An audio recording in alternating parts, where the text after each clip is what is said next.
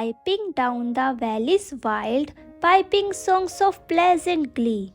On a cloud I saw a child, and he laughing said to me, piping down the valleys wild, piping songs of pleasant glee.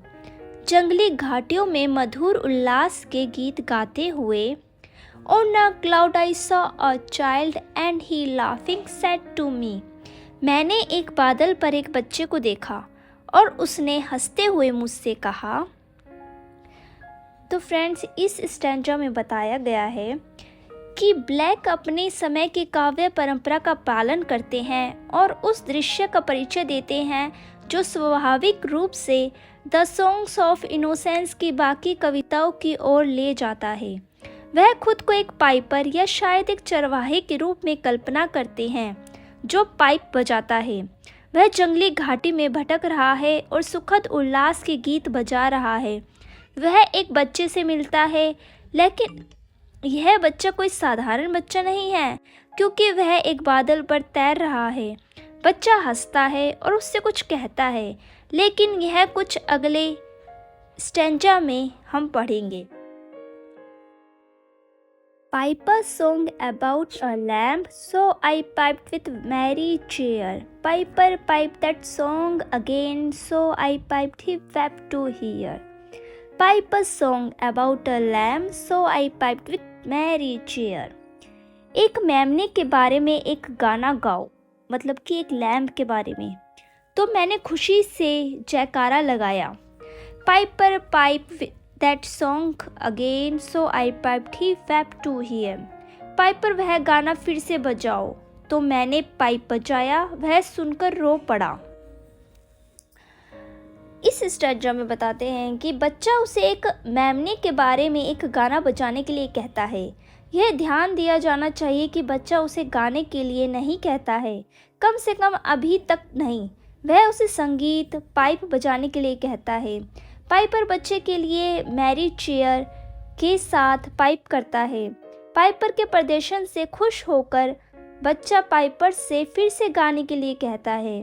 कवि एक बार फिर से बच्चे के लिए pipe करता है, जिससे बच्चा रो पड़ता है, लेकिन बच्चा दुख से नहीं बल्कि खुशी से रोता है. Drop thy pipe, thy happy pipe, sing thy songs of happy cheer. So I sang the same again, while he wept with joy to hear. Drop thy pipe, thy happy pipe, sing thy songs of happy cheer. अपनी pipe, अपनी खुशी की pipe छोड़ो, अपनी खुशी के गीत गाओ. So I sang the same again, while he wept with joy to hear. तो मैंने फिर वही गाना गाया, यह सुनकर वह खुशी से रो पड़ा. इस थर्ड स्टैंजा में बच्चा बांसुरी बजाने वाले से, मतलब कि कवि से, अपनी पाइप छोड़ने के लिए कहता है, क्योंकि बच्चा पाइपर को खुशी के गीत बजाते हुए नहीं सुनना चाहता, बल्कि वह चाहता है कि कवि, जो कि बांसुरी बजाने वाला है, उन गीतों को गाए. पाइपर बच्चे के लिए वे गीत गाता है और बच्चा पाइपर द्वारा गाए गए गीतों को सुनकर खुशी से रोता है. तो फ्रेंड्स, इस स्टैंजा में जो बच्चा होता है वो ये नहीं चाहता कि वो बांसुरी बजाए, मतलब पाइप को बजाए, वो चाहता है कि वो गाना गाए. तो इसलिए कवि उनके लिए गाना गाता है और बच्चे उन गानों को सुनकर खुशी से रो पड़ते हैं. Piper sit thee down and write in a book that all may read. So he vanished from my sight, and I plucked a hollow reed. Piper sit thee down and write in a book that all may read. Piper तुम बैठ जाओ और एक किताब में लिखो जिसे सभी पढ़ सके. So he vanished from my sight, and I plucked a hollow reed. सो वह मेरी दृष्टि से ओझल हो गया और मैंने एक खोखला सरकंडा तोड़ लिया.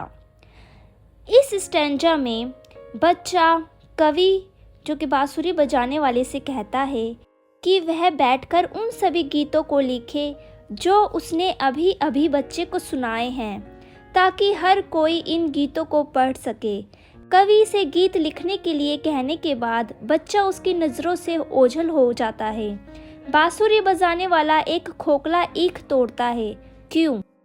इसके लिए हमें नेक्स्ट स्टेंजा पर जाना होगा। And I made a rural pen, and I stained the water clear, and I wrote my happy songs every child may joy to hear. And I made a rural pen, and I stained the water clear. और मैंने एक ग्रामीण कलम बनाया और मैंने पानी को साफ कर दिया। And I wrote my happy songs every child may joy to hear. और मैंने अपने खुशी भरे गीत लिखे जिन्हें सुनकर हर बच्चा खुश हो सकता है।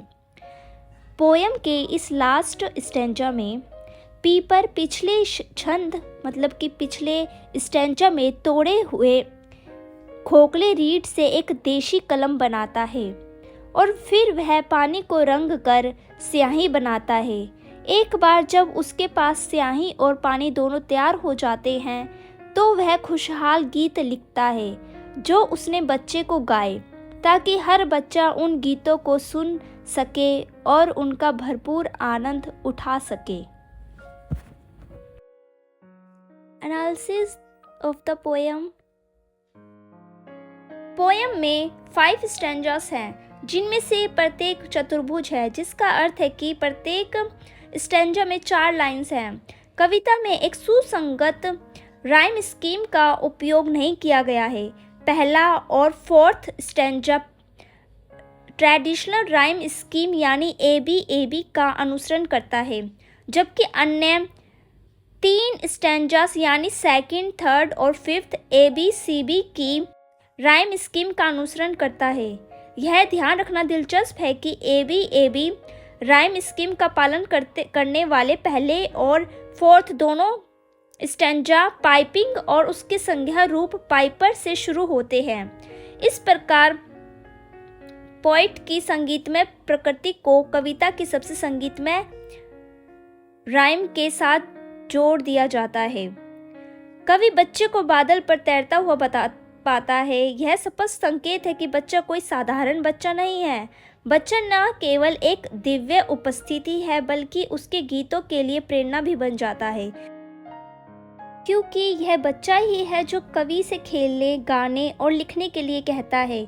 इस प्रकार ब्लेक दिव्य प्रभाव की काव्य परंपरा का पालन करता है। यहाँ ध्यान देने वाली एक और महत्वपूर्ण बात यह है कि बच्चा कवि से लैम्ब के बारे में गाने बजाने के लिए कहता है। लैम्ब शब्द मासूमियत और यीशु दोनों को दर्शाता है, जो ब्लेक के इनोसेंस के गीतों का मुख्य केंद्र है। कविता के इच्छित श्रोता को भी माना जाता है। मासूम बनो, जैसा कि कवि ने कविता में आगे लिखा है, सॉन्ग्स ऑफ इनोसेंस न केवल बच्चों द्वारा बल्कि बच्चों जैसी मासूमियत वाले हर व्यक्ति द्वारा इसकी सराहना की जानी चाहिए। कवि द्वारा कलम बनाने के लिए ईख और स्याही बनाने के लिए पानी का उपयोग सूक्ष्म रूप से यह दर्शाता है कि प्रकृति सृजन के कार्य के लिए जिम्मेदार है। प्राकृतिक दुनिया द्वारा प्रदान किए गए आसानी से स्वीकार्य उपकरण आगे आने वाले कार्यों की सहजता और प्रकृति की उदारता और सुंदरता के प्रति प्रतिक्रिया के रूप में उनके स्थान दोनों पर जोर देते हैं।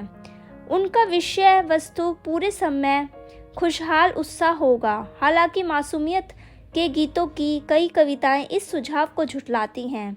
चरवाहे की पाइपिंग से लेकर गायन और अंत में लेखन तक की प्रगति कवि की प्रेरणा, संगीत, कविता की प्रारंभिक रचना, गीत और अंत में शब्दों को कागज पर उतारने के रचनात्मक कार्य से समानांतर है।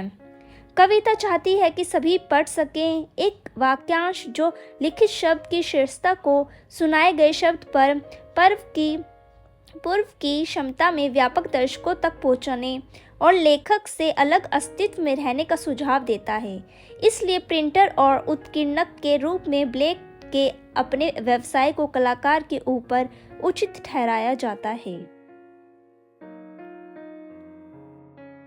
तो फ्रेंड्स, ये है समरी सॉन्ग्स ऑफ इनोसेंस की। अगर आपको मेरी वीडियो अच्छी लगी हो तो वीडियो को लाइक कर देना और चैनल को सब्सक्राइब करना मत भूलना। Thank you friends.